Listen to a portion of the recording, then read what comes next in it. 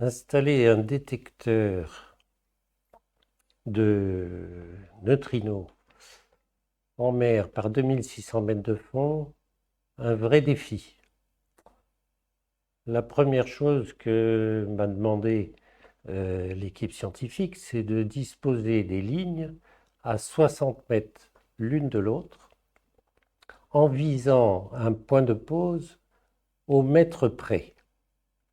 Vous imaginez que par 2600 mètres de fond, un mètre près, avec les courants, c'est un peu comme si vous preniez un pendule à la main et vous essayez de le poser avec du vent à au moins d'1 millimètre près sur un point précis.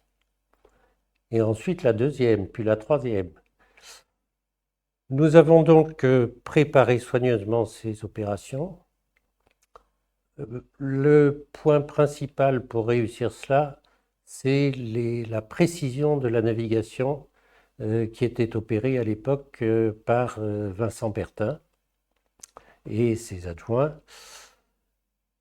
Mes fonctions ont consisté à préparer les opérations, à embarquer les lignes qui avaient été préparées, à former l'équipage qui n'avait jamais procédé à des affaires pareilles, puis à choisir le bon jour avec la bonne météo pour partir mettre en place l'une après l'autre ces lignes.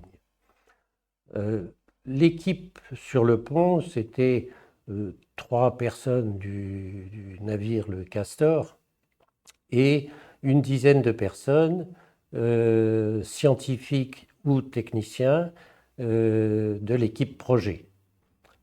Pour souder toute cette équipe, c'est d'actualité, je les avais équipés d'un uniforme de façon à ce que tous se reconnaissent et se sentent bien concernés. Manipuler des objets de plusieurs tonnes sur le pont d'un bateau réclame beaucoup de mesures de sécurité.